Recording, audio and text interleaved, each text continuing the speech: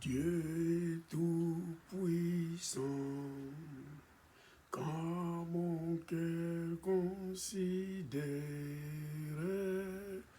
tout l'univers créé par ton pouvoir, les ciels d'azur, les éclairs, les tonnerres, l'éclair matin ou les ombres du soir. De tout mon être alors s'élève un chant. Dieu tout-puissant, que tu es grand. De tout mon être alors s'élève un chant. Dieu tout-puissant, que tu es grand. Quand par les bois ou la forêt profonde, j'entends tous les oiseaux chanter. Quand sur les monts, la source avec son onde livre aux filles son chant doux et léger.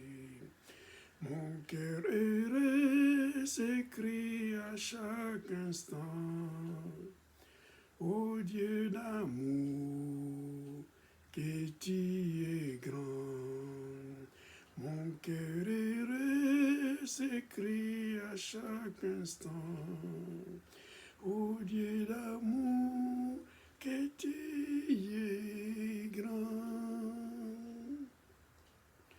Mais quand je songe au sublime mystère qu'un Dieu si grand a pu penser à moi, que son cher Fils est devenu mon sauveur et que je suis l'héritier du grand roi.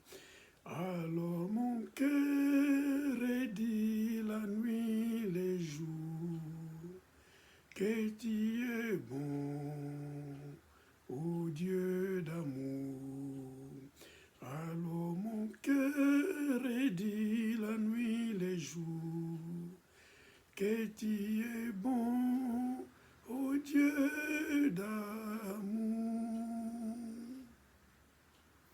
Quand mon sauveur, éclatant des lumières, s'élèvera de son trône éternel, et que laissant les douleurs de la terre, je pourrai voir les splendeurs de son ciel.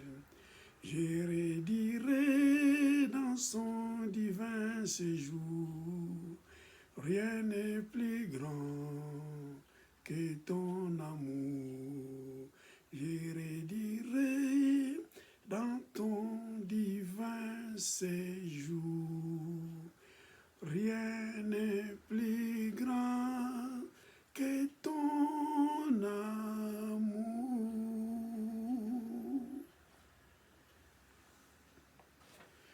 Merci Seigneur, merci Seigneur. Béni soit ton Saint-Nom. Aujourd'hui encore, je vais continuer à vous parler des temps de la fin. Et le thème d'aujourd'hui, les sous-thèmes d'aujourd'hui, c'est la grande tribulation. Je vous salue, mes frères et sœurs, dans les beaux et précieux noms de notre Seigneur Jésus-Christ. Que Dieu vous bénisse pour votre présence, pour votre attention, et que le Dieu Tout-Puissant vous ouvre l'intelligence pour comprendre les temps de la fin. Et ce sous-thème d'aujourd'hui, la grande tribulation, c'est les thèmes, c'est ce que je vais développer aujourd'hui. Soyez bénis et que la parole de Dieu soit bénie. Et soyez attentifs, aimez la vidéo, méditez sur la parole de Dieu et vous serez grandement bénis. C'est votre humble serviteur, le pasteur Kiamenga Mavakala les germes. Alléluia.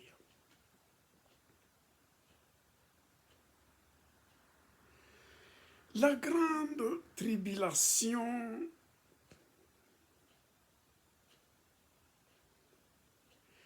c'est le moment de la grande détresse qui n'a jamais été ici-bas sur terre. D'ailleurs, Jésus-Christ en a parlé dans Matthieu 24, chapitre 24, verset 21.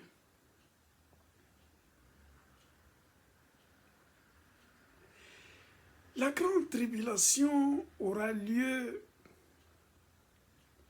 après l'enlèvement de l'Église qui était suivi par les noces de l'agneau.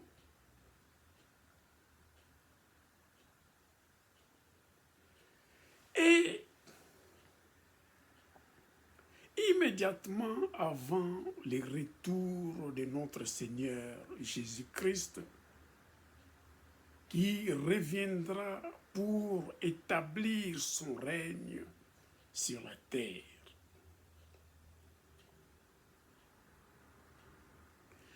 Les Juifs seront particulièrement concernés et les nations aussi seront concernées à subir cette détresse de la grande tribulation. Mais les croyants étant déjà enlevés au ciel ne subiront cette grande détresse, ces moments de la désolation animés par Satan lui-même et ses trois agents sataniques, la Babylone, la grande, la bête romaine et l'Antichrist.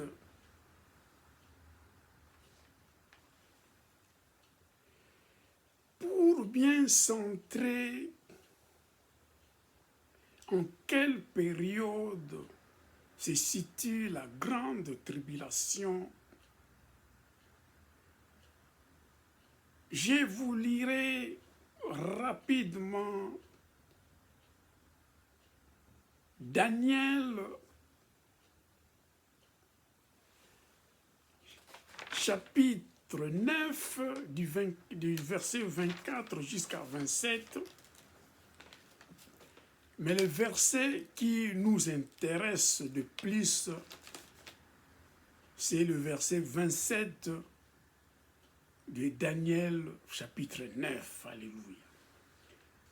Je vous lis rapidement cette parole pour bien situer, centrer comment sont répartis les temps de la grande tribulation.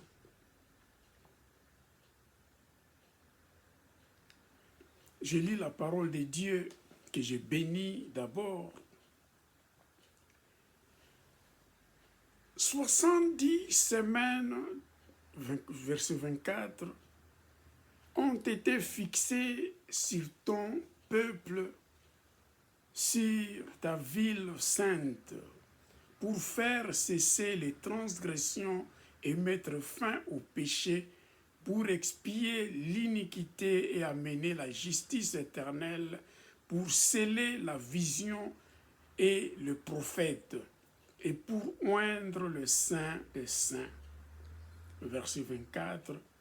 Sache-le donc et comprends, depuis le moment où la parole a annoncé que Jérusalem sera rebâtie jusqu'à loin, au conducteur, il y a 7 semaines.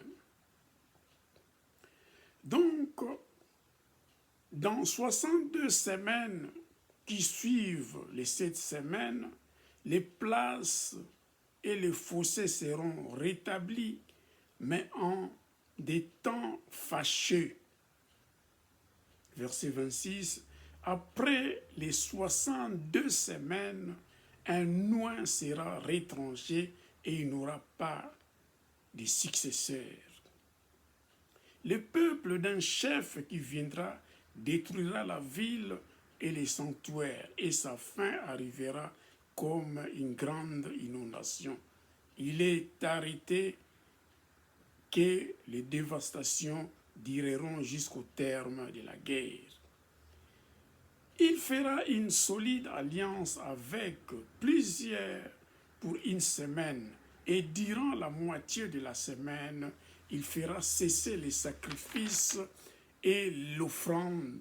Le dévastateur commettra les choses les plus abominables jusqu'à ce que la ruine et ce qui a été résolu fonde sur les dévastateurs.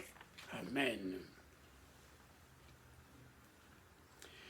J'avais dit, pour centrer cette période de la grande détresse, de la grande tribulation, comme je vous ai lu dans la parole de Dieu, il y a la première semaine, 62 semaines et une semaine. Donc le total nous donne 70 semaines. Mais la grande tribulation se situe dans la dernière semaine de Daniel, chapitre 9, verset 27, que je vous relis encore pour bien centrer votre attention. Il fera une solide alliance avec plusieurs pour une semaine, et durant la moitié de la semaine, il fera cesser le sacrifice et l'offrande. Les dévastateurs commettra les choses les plus abominables jusqu'à ce que la ruine et ce qui a été résolu fondent sur les dévastateurs. Donc, ici, dans le verset 27, la Bible nous dit « Il fera une solide alliance avec plusieurs ». Donc, c'est la bête romaine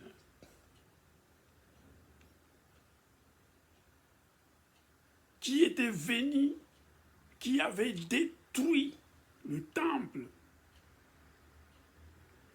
qui avait tué, crucifié Jésus-Christ.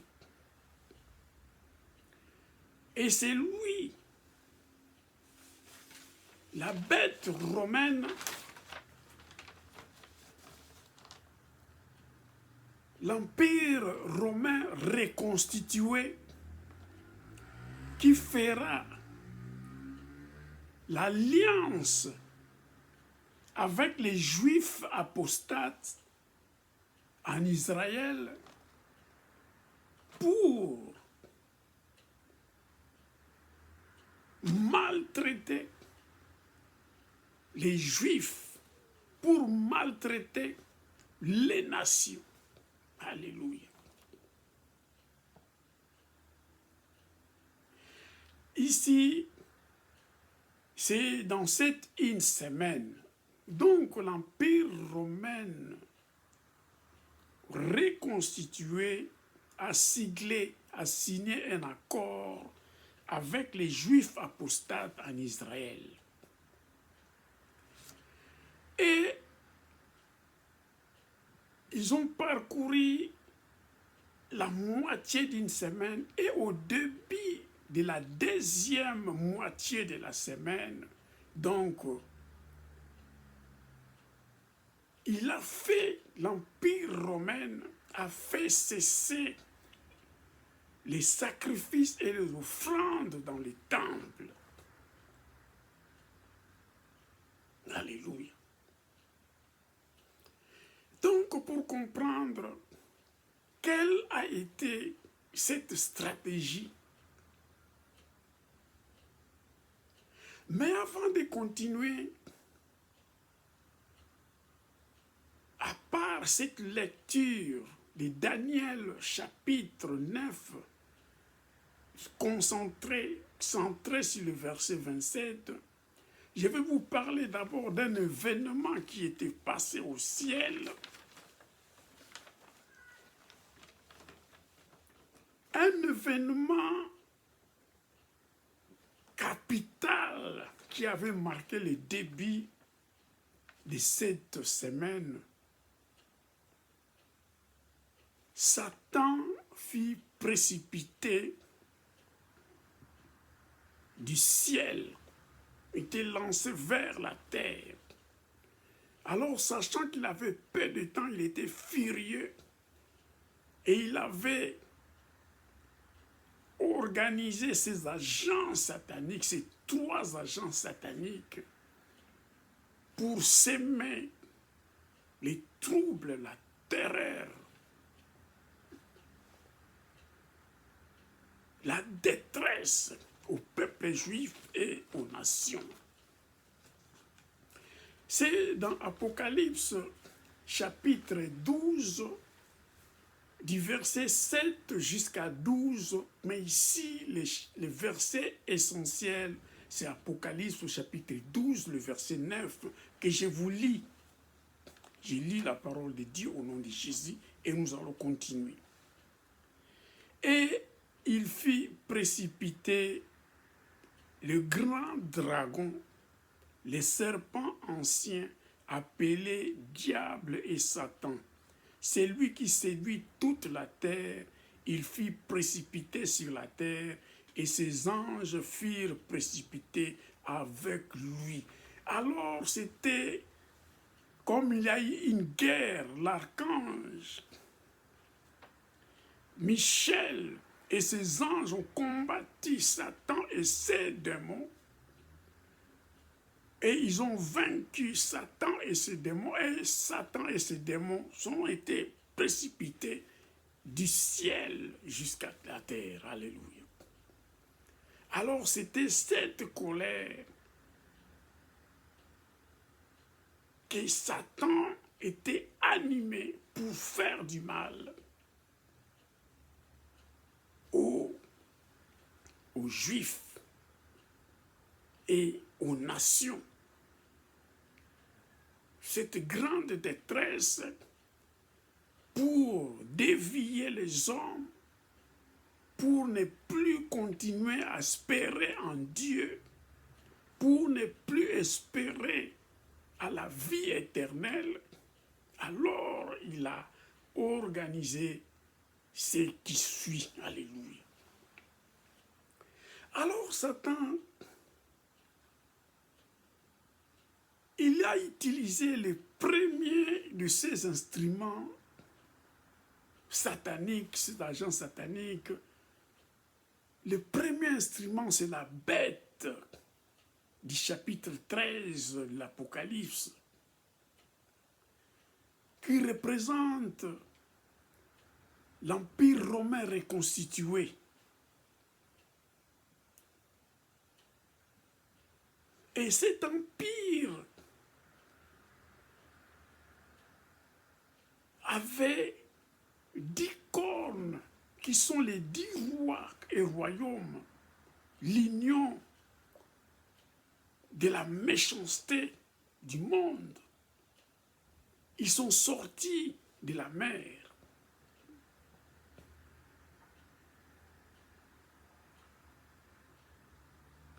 Le second instrument que Satan a utilisé dans cette grande tribulation, la seconde bête de l'Apocalypse chapitre 13, verset 11, c'est l'Antichrist, les faux prophètes, les faux messies, l'homme des péchés, les Juifs apostates. Alléluia.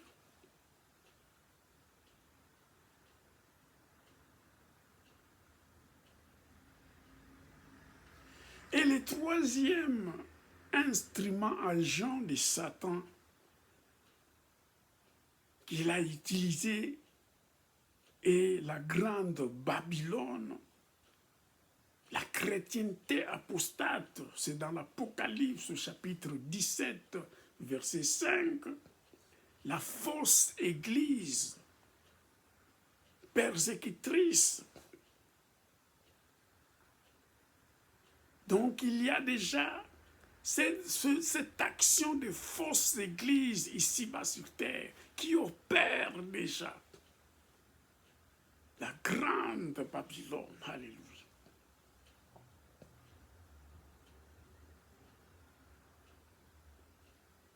Mais cette grande Babylone, ces trois agents sataniques, avant d'entrer dans la moitié d'une semaine,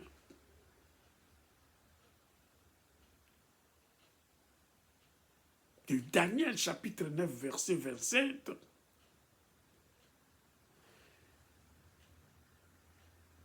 la grande Babylone fut anéantie. Ils avaient l'accord avec la bête romaine reconstituée, l'empire romain reconstitué. Mais Babylone la grande était tellement arrogante, avait la prétention de dominer sur la bête romaine le pouvoir impérial. Avec ses 10 rois,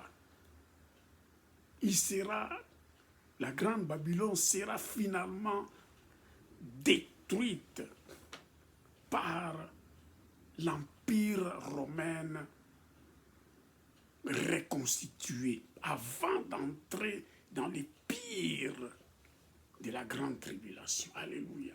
Avant d'entrer dans la moitié d'une semaine, la dernière moitié d'une semaine. Alléluia.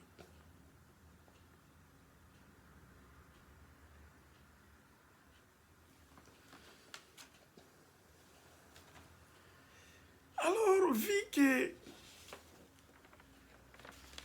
l'alliance a été signée entre l'Empire romain reconstitué et l'Antichrist, les Juifs apostates en Israël, l'Empire romain avait imposé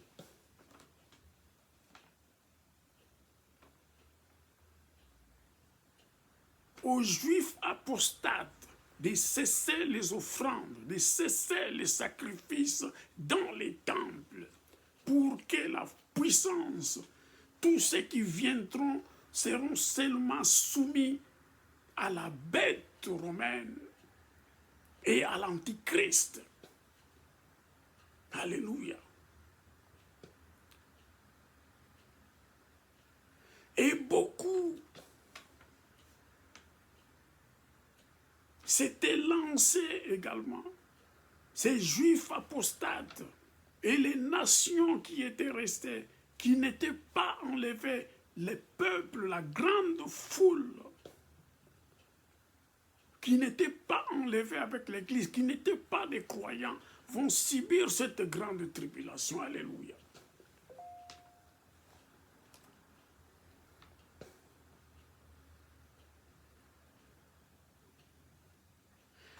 Donc, les résidus juifs,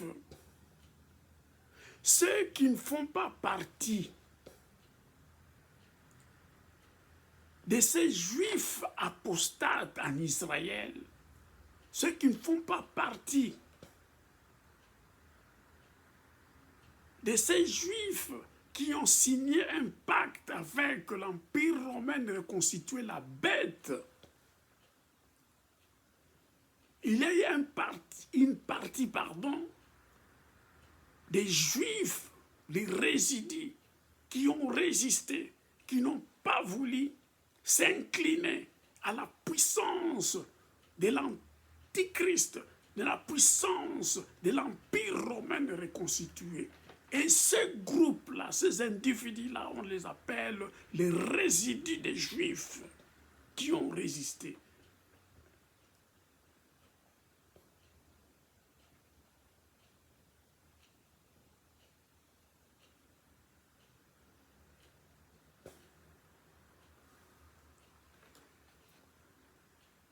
Dieu les a fait grâce pour continuer à proclamer l'évangile de la loi.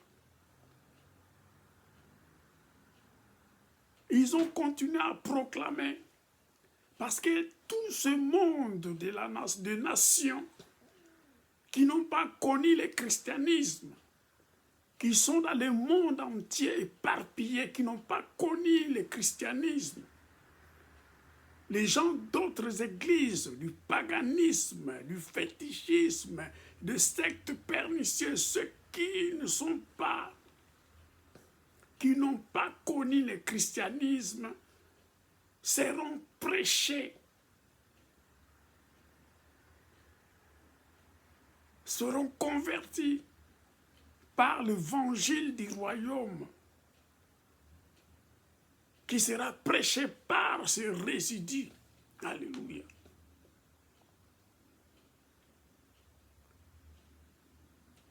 Et il y aura également une partie,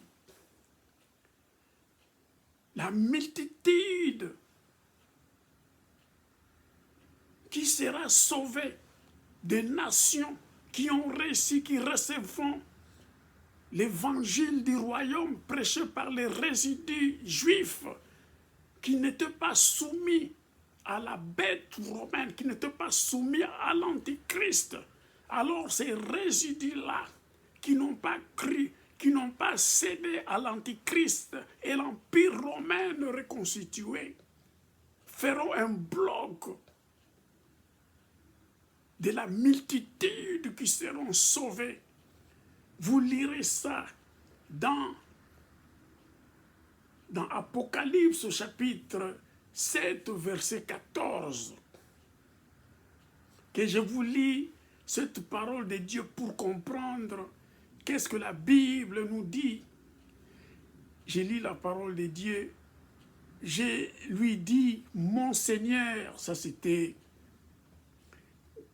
donc l'apôtre Jean. Mon Seigneur, tu le sais, il me dit, ce sont ceux qui viennent de la grande tribulation. Ils ont lavé leurs robes et ils les ont blanchis dans le sang de l'agneau. Cette multitude, ceux qui ont reçu la parole de Dieu à travers l'évangile du royaume, prêché par les résidus juifs qui n'étaient pas soumis à l'empire romain reconstitué et à l'antichrist. Alors ceux-là seront sauvés et ils sortiront de la grande tribulation. Et ils auront l'honneur, quand Christ reviendra, d'être dans le même groupe avec les résidus juifs. Et le résidu de nations, ceux qui seront sauvés, qui ont reçu l'évangile.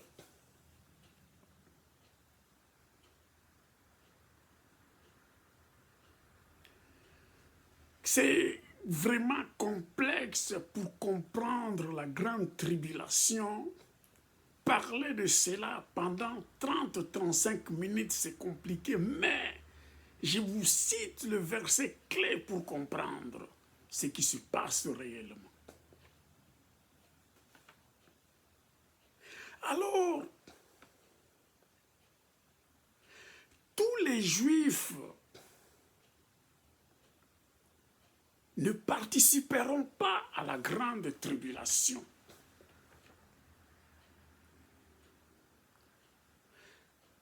C'est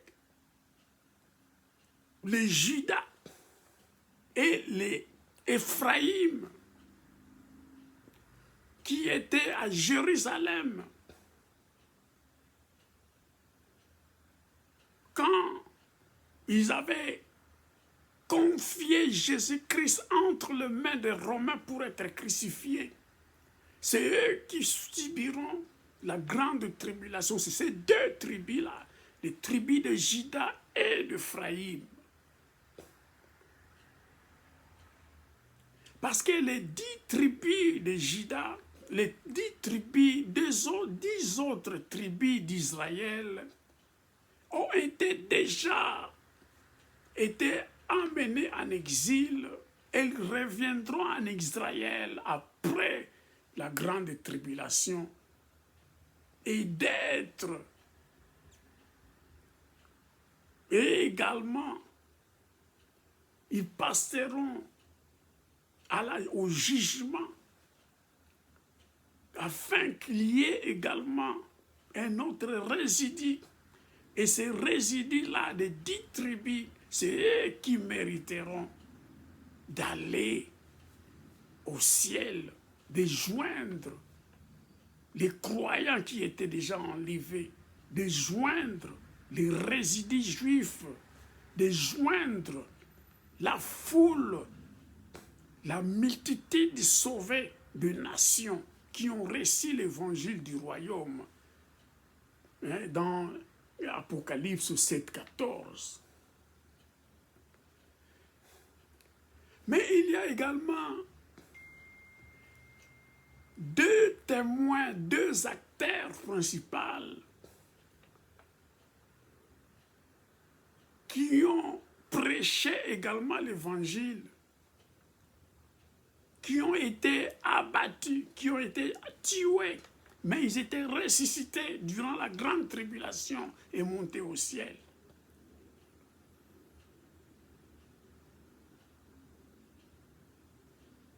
Je vous lis le chapitre 11, verset 3 de l'Apocalypse. C'est Jésus qui parle à l'apôtre Jean. Je donnerai à mes deux témoins le pouvoir de prophétiser, revêtus de sacs, pendant 1260 jours. Alléluia. Qui correspond à une semaine. Alléluia. Et ces deux ont contribué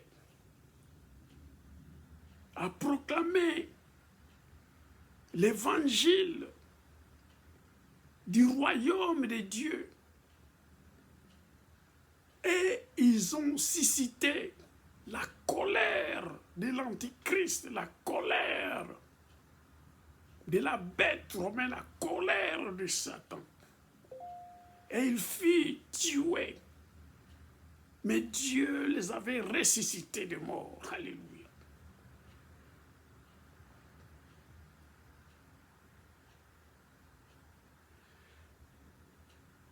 Dieu est bon, Dieu est merveilleux. Parce que Satan, les événements qui viendront, quand il a vu que le temps de la fin était en train d'arriver, il a vu qu'il y a eu l'enlèvement de l'Église, qui ne pouvait plus séduire le chrétien.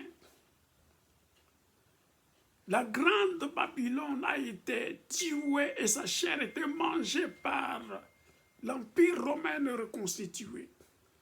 Et lui-même, Satan, fut précipité sur terre. Il n'avait plus la place au ciel. Donc, animé de cette colère, il était descendu sur terre pour freiner les peu qui étaient restés. Les Juifs, les nations, de les amener dans les péchés, de les amener à l'adorer, de les amener dans la fausse religion, de les amener à les adorer. Car l'Empire romain reconstitué, il avait pris place au trône de Dieu sur le temple, pour être célébré, pour être adoré comme Dieu. Alléluia.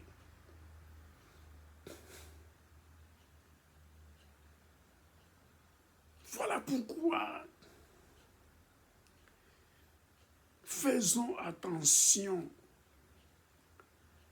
vous et moi, et nous tous qui ont les privilèges, nous sommes en train de vivre dans cette période de la grâce de Dieu. Car après 69 semaines, un oint a été tué. C'était Jésus qui était tué. Avant le commencement de la dernière semaine, nous sommes en train de vivre dans cette période de grâce. Vous qui recevez l'évangile de Dieu, nous qui proclamons l'évangile de Dieu, ne cédons pas à Satan. Que notre intelligence soit renouvelée, afin que nous soyons enlevés, être célébrés dans les noces de l'agneau, et de ne pas vivre cette grande tribulation, car Satan et ses agents seront animés d'une grande colère pour faire tomber les multitudes.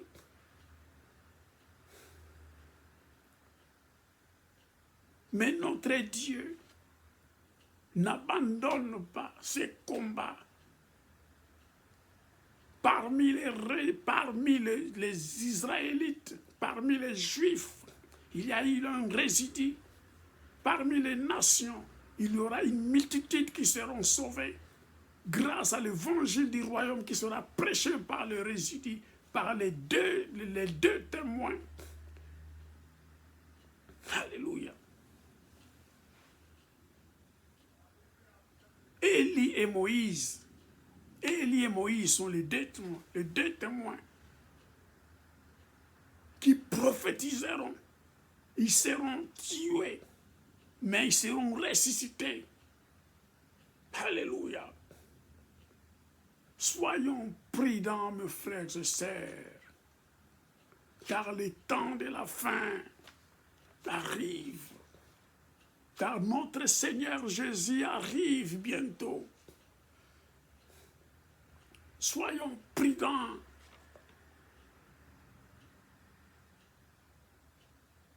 Donnons nos vies à Jésus-Christ, afin que quand il viendra, nous serons enlevés au ciel, célébrer les noces de l'agneau avec Christ. Et quand il sera de retour, nous serons avec lui au ciel. Évitons de passer par la grande tribulation, parce que ça sera une grande détresse que le monde n'aura jamais connue, qu'il n'avait jamais connue. Alléluia.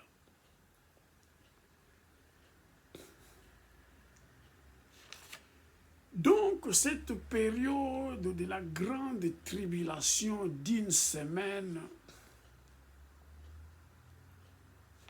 finira quand Jésus-Christ, durant le retour de notre Seigneur Jésus-Christ de Nazareth.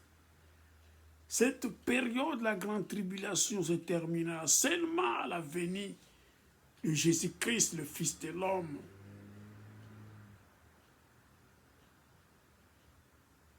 Dans Matthieu chapitre 24, 27. Alléluia. Donc, soyons prudents. Soyons prudents. Suivons ce que l'Église nous dit. Jésus revient bientôt. Soyons prêts. Ne soyons pas dans la distraction. Soyons concentrés. Fuyons le mal, fuyons les péchés, fuyons les faux prophètes, fuyons les fausses églises. Alléluia.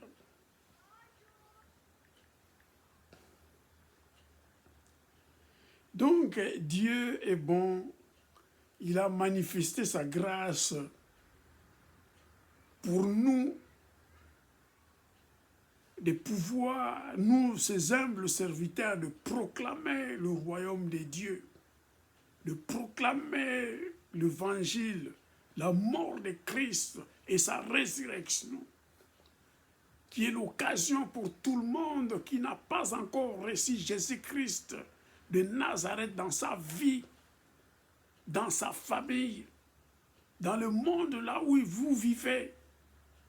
Saisissez cette occasion de venir à Christ afin que vous soyez sauvés, afin que nous soyons sauvés quand Jésus-Christ viendra. Alléluia.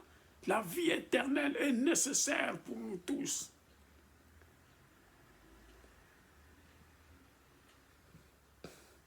Gloire à Jésus, le Dieu de Dieu, le roi des rois, le Seigneur des seigneurs. Que l'honneur, la gloire, la magnificence soient rendues à lui seul qui a permis que cette parole soit proclamée et que le temps de la fin arrive. La grande tribulation sera réelle car Satan n'aura pas place au ciel, ni lui, ni ses démons, ni ceux qui travaillent dans le monde des ténèbres, ni le fétichisme, ni les sectes pernicieuses n'auront pas place au ciel. Alléluia. Donc soyons prudents, soyons prudents, soyons prudents, soyons prudents. Donc j'avais dit,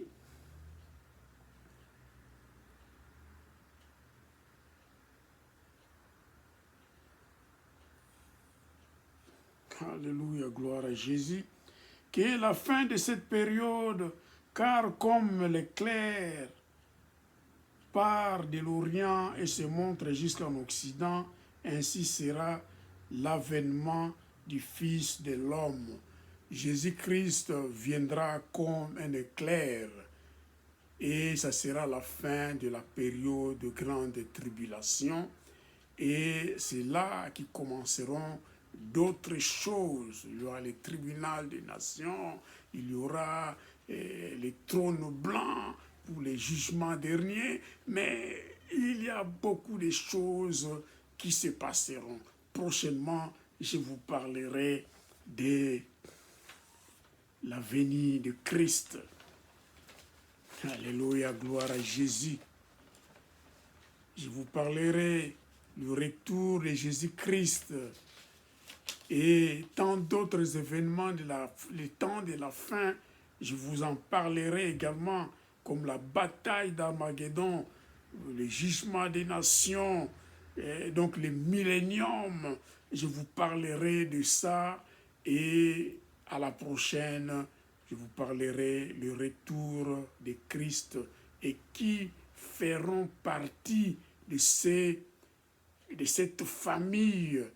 Et donc, après l'enlèvement, qui autres feront partie, qui seront ensemble avec Christ au ciel pour vivre éternellement avec Christ. Alléluia. Soyez bénis, soyez fortement bénis, méditez sur la parole de Dieu, que Dieu soit avec vous, que l'honneur, la gloire, la magnificence soient rendus qu'à notre Seigneur Jésus-Christ Nazareth. Gloire, gloire, gloire à Jésus. Amen.